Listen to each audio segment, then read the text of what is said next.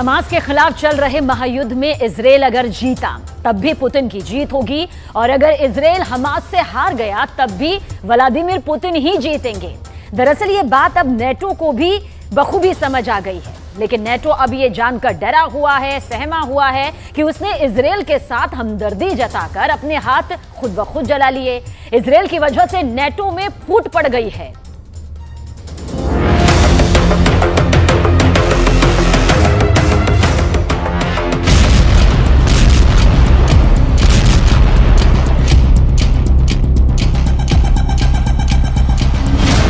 क्या इजराइल का युद्ध नेटो के टुकड़े टुकड़े कर देगा?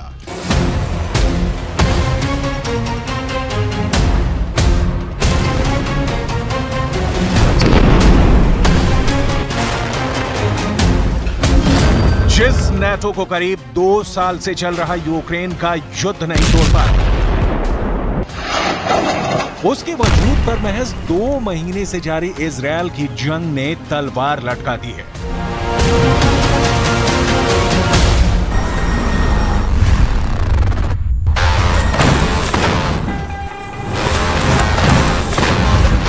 रूस को दुश्मन मानने वाले नेटो को अमेरिका का दोस्त ही मिट्टी में मिलाने पर तुला हुआ है। अमेरिका की अगुवाई वाले मिलिट्री अलायंस में आग लगाने वाला खुद अमेरिका का जिगरी दोस्त इजराइल है।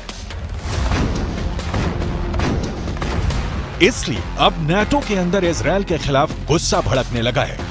नेटो के कई बड़े देश कह रहे हैं कि इजराइल हथियार डाल दे, इजराइल युद्ध खत्म कर दे।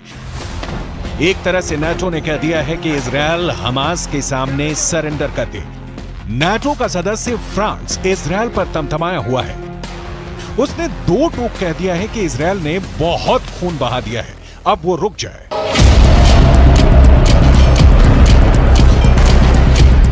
नेटो देश तुर्की तो हमास के लड़ाकों को फिलिस्तीन की आजादी के लिए लड़ रहे स्वतंत्रता सेनानियों का तमगा दिए बैठा है। स्पेन तो इजराइल के मुंह पर कह चुका है कि वो गाजा में ठीक नहीं कर रहा। इटली भी जंग से खौफ में है, वो तो मांग कर रहा है कि फिलिस्तीन को उसका देश दो और फसाद को खत्म करो। मगर नेटो का नेतृत्व करने वाला अमेरिका वो इजराइल को हथियार देने में लगा है। यानी फ्रांस, इटली और तुर्की सीधे सीधे अमेरिका के खिलाफ खड़े हो गए हैं और नेटो में अमेरिका की मुखालिफत करने का एक ही मतलब है। नेटो में 2 फाड़ के पूरे पूरे आसार बन गए हैं। क्या इजराइल की वजह से नेटो टुकड़े टुकड़े हो जाएगा?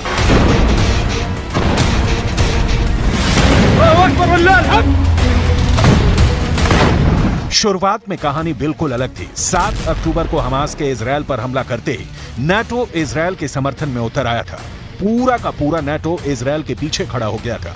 नेटो के चीफ ने इजराइल को यह भी भरोसा दिया कि इस जंग में वो खुद को अकेला ना समझे। लेकिन अब इजराइल पर युद्ध रोकने का सबसे बड़ा प्रेशर नेटो से आया है। सवाल है कि क्या नेटो करा देगा अब इजराइल का सरेंडर?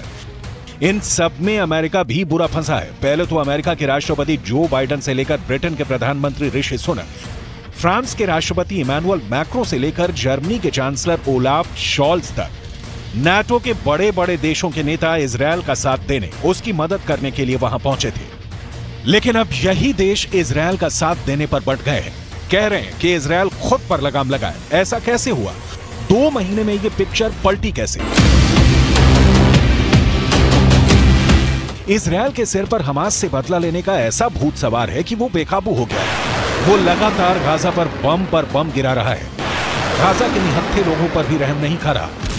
15,000 लोगों की मौत हो चुकी है, हजारों बच्चे मर चुके हैं। इजराइल के इन अंधाधुंध हमलों ने ही नेटो के लिए अब बहुत बड़ी मुसीबत खड़ी कर दी है, क्योंकि नेटो तो एक अलग मोर्चे पर बुरी तरह फंस गया है। नेटो और अमेरिका इस वक्त यूक्रेन को बचाने की आखिरी लड़ाई लड़ रहे हैं। अमेरिका इस वक्त रूस, चीन और ईरान जैसे अपने सबसे बड़े और खूंखार दुश्मनों से भिड़ा हुआ है। ऊपर से अब इजराइल के साथ खड़े होने की वजह से मुस्लिम देश भी नेटो को आंख दिखा रहे हैं। लेकिन इजराइल अपने कदम खींचने को तैयार नहीं। इसी वजह से नेटो का अहम सदस्य फ्रांस आग बबूला हो गया है। उसने इजराइल को एकदम साफ लफ्जों में चेतावनी दे दी है कि हमास से लड़ने के नाम पर इजराइल पूरे के पूरे गाजा को निशाना नहीं बना सकता। फ्रांस के राष्ट्रपति इमैनुअल मैक्रों ने कह दिया है कि इजराइल एकदम साफ साफ बताए कि वो इस जंग से क्या हासिल करना चाहता है। इजरायल रट लगाए बैठा है कि जब तक वो हमास को खत्म नहीं कर देता तब तक वो हमले बंद नहीं करेगा। इसी बात पर मैक्रो ने इजरायल के पीएम नेतन्याहू को आड़े हाथों लिया और कहा कि अगर इजरायल को हमास को खत्म करना है तब तो अगले 10 साल तक लड़ाई खत्म ही नहीं होने वाली। तो क्या इजरायल 10 साल तक ऐसे ही बमबारी करता रहेगा? On est à un moment où les autorités israéliennes vont devoir définir plus précisément leur objectif et l'état final recherché. La destruction totale du Hamas, qu'est-ce que c'est et est-ce que quelqu'un pense que c'est possible? Si c'est ça, la guerre durera 10 ans.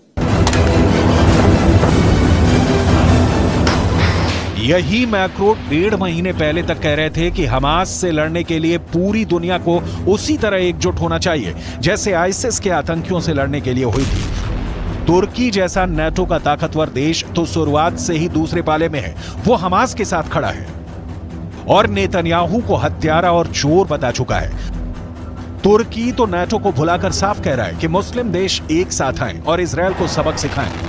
Spain के प्रधानमंत्री तो ये कहकर Israel को इतना गुस्सा दिला चुके हैं कि वो गाजा में मानवाधिकारों का पालन नहीं कर रहा। नाटो का तीसरा सदस्य इटली भी कह रहा है कि हमास और इजरायल अपना युद्ध बंद करें।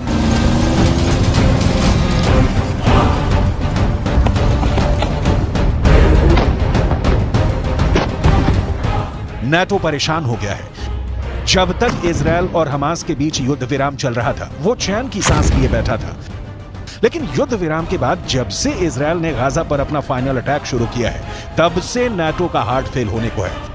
वो यूक्रेन पर फोकस नहीं कर पा रहा। अमेरिका का ध्यान भी यूक्रेन से हटकर इजरायल पर चला है और इसका पूरा फायदा मिल रहा है रूस को।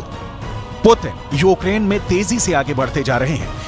इसी बात ने नाटो की रातों की नींद उड़ा दी है, क्योंकि अगर रूस ने यूक्रेन जीत लिया तो नाटो का वजूद मिट्टी में मिल जाएगा और 74 साल पहले नाटो बना ही था रूस से लड़ने के लिए। एक तरह से पूरे यूरोप को इजरायल ने फंसा दिया है और इसका सबसे बड़ा फायदा उठा रहे हैं व्लादिमीर पुतिन।